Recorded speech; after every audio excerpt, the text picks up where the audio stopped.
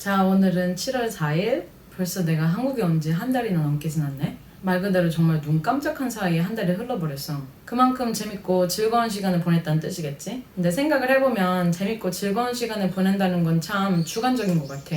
지난 한 달 동안 보고 싶었던 친구들이랑 오랜만에 만나서 수다도 엄청 떨고 맛있는 거 먹으러 가고 빠지도 가고 서핑도 가고 정말 말 그대로 재밌는 시간을 보내기도 했지만 그 한 달의 70% 이상은 나 혼자 집에서 편집하거나 엄마 아빠랑 시간을 보낸 게 대부분이거든? 근데 난 그 시간들이 너무 감사하고 하루하루 행복했어. 한국에 가끔 들어올 때마다 이런 식으로 시간을 보냈거든. 가끔 친구도 보고 아니면 단기 알바하거나 집에 그냥 있거나. 근데 그때마다 항상 이렇게 즐겁고 행복했는가? 전혀 아니었어. 마지막에 한국에 왔던 게 2019년 28살 때. 지난번과 이번 한국은 정말 180도 다른 모습이야. 그럼 환경이 바뀐 거냐? 그것도 아니야. 내가 바뀐 거야. 좀 더 차분해졌고 편안해졌고 주어진 것에 좀 더 감사할 줄 알게 된 거지. 돌이켜보면 20대에 나는 참 불안정한 사람이었어. 앞날의 걱정을 사서 하고 불안 초조 증세가 심각했지. 20대의 대부분을 해외에서 나 하고 싶은 거 다 하고 살면서 남부럽지 않은 다양한 경험을 했음에도 불구하고 난 항상 불안해했고 걱정을 사소하게 바빴어.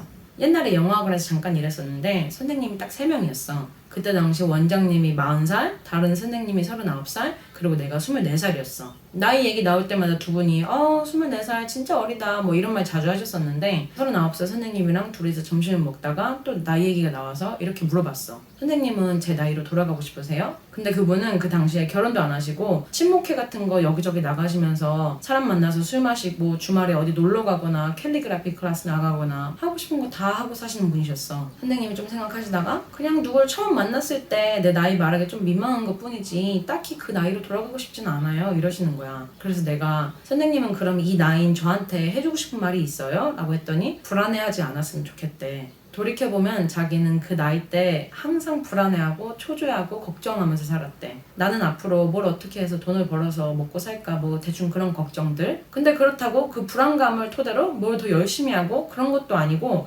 그냥 불안해하면서 놀 거 다 놀고 그랬대.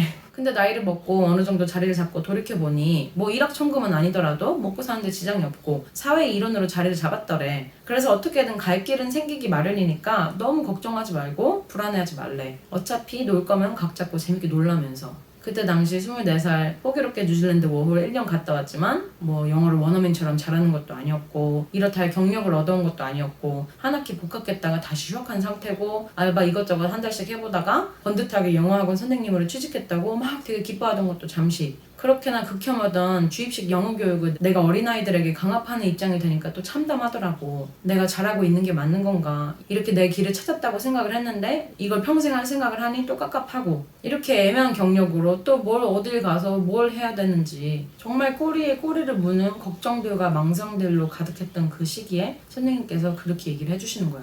불안해하지 말라고. 그 대화가 한동안 나한테 중요한 지표 역할을 했어.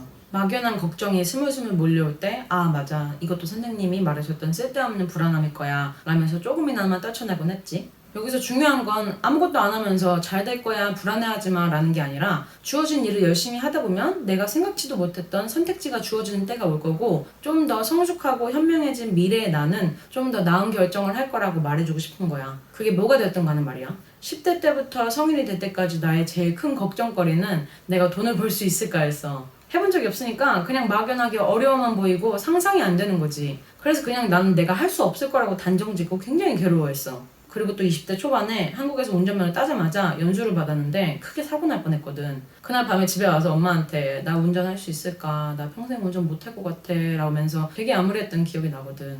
근데 돌이켜보면 이건 정말 콧방귀도 안 낄 만큼 걸림돌도 안 되는 것들이거든. 근데 그땐 정말 심각하게 내 일생일대 최대 문제고 근심거리들이었어. 이렇듯 정말 오르지 못할 나무같이 느껴지는 문제도 내가 원하고 꾸준히 노력하면 안 될 건 없다고 보거든. 시간 문제일 뿐이고 그걸 쟁취하려고 조급해하지 않고 초조해하지 않고 자연스럽게 노력하면서 지내는 게 답인 거야. 24살에 그런 인생 조언을 직접 들었음에도 불구하고 아까 말했듯이 나는 28살에도 불안해했고 나 스스로를 불행하게 만들었어. 어떤 인터뷰에서 가수 이승기가 10대 때 데뷔해서 20대까지 정말 쭉 잘 나갔지만 속으로는 내내 불안하고 만족스럽지 않았대. 그러다 30살쯤에 군대를 갔는데 그때가 제일 행복하더래. 그냥 시키는 대로만 하고 밥 먹는 시간 기다리고 뭘 더 잘해야 된다는 주위에 기대감도 없고 그래서 제대로 하고 보니까 마음의 여유가 좀 더 생겼더래. 그런 걸 보면 누가 됐던 간에 청춘은 다 그런 시기를 겪나 봐. 국민 남동생이라는 타이틀을 받은 대스타조차도 속으로는 그런 불안정한 시기를 보낸 걸 보면 나는 아무리 주변에서 괜찮아 잘 될 거야 라고 말을 해도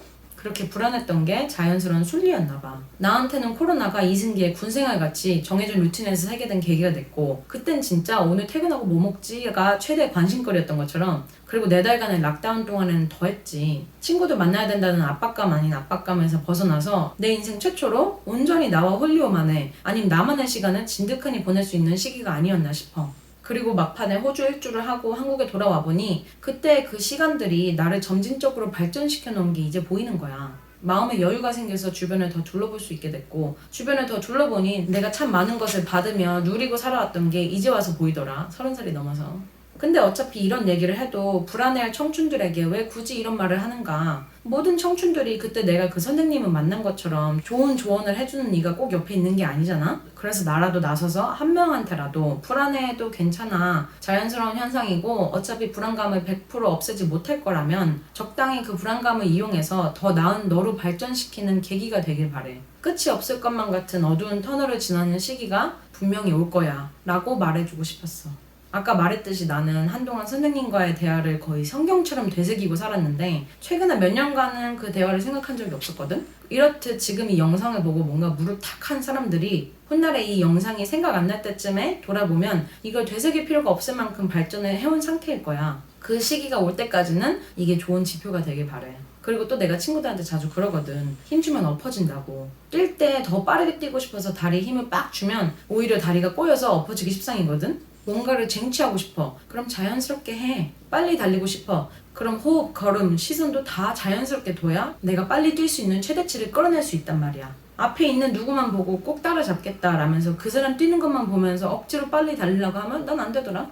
앞에 뒤에 누가 있든 신경 쓸 겨를도 없이 그저 나한테 집중하면서 내 호흡 한 번 더 신경 쓰다 보면 어느새 빠르게 앞서 나가 있더라고. 물론 따라잡고 싶은 롤모델을 설정하는 건 좋은 거야. 적당한 목표치가 생기는 거거든. 그 사람의 좋은 점 몇 가지를 배워서 따라하는 건 좋지만 일거수일투족을 그대로 카피하는 건 또 아니라고 봐. 더 나은 내가 되어야지. 뭘 해서 벌어먹고 살까? 이것이 내 20대 초반의 제일 큰 걱정거리였어. 그리고 20대 중후반이 되니까 돈을 버는 건 문제가 아니야. 알바만 해도 먹고 살 수는 있어. 뭘 어떻게 해야 더 뿌듯하고 보람차게 일할 수 있을까라는 심화된 의문이 생겼어. 그리고 지금은 또 어떻게 행동하면 살아야 내 주변 사람들과 더 조화롭고 그들에게 좋은 영향을 끼치며 행복하게 살 수 있을까가 요즘 최대 관심사야. 난 어릴 때 내가 30살쯤이 되면은 정말 어른이 돼가지고 걱정거리도 없고 사는데 어려움이 없을 거라 생각했거든? 근데 아니잖아. 그래서 이제는 알아. 앞으로도 40대, 50대가 되어서도 걱정거리와 난제는 진화돼서 내 앞에 나타날 거라는 걸. 하지만 동시에 그 문제거리는 시간이 지나면서 자연스럽게 나의 강점이 되어서 남아있을 거라는 것도 알지. 평생 머리 싸매고 고민하고 평생 배우는 게 인생인가 봐. 죽을 만큼 괴롭고 힘든 시간도 지나갈 거고 이대로 죽어도 여한이 없다 싶을 만큼 행복한 시간도 끝나기 마련이야. 그래야 행복과 불행이 반복될 수 있으니까. 말이 또 산으로 갔는데 난 해주고 싶은 말이 너무 많아서 꼭 이렇게 엉뚱한 데서 끝나더라. 그래도 잘 전달이 됐으면 좋겠고 내가 해준 말이 젊은 청춘들에게 조금이라도 힘이 되길 바라면서 오늘은 여기까지.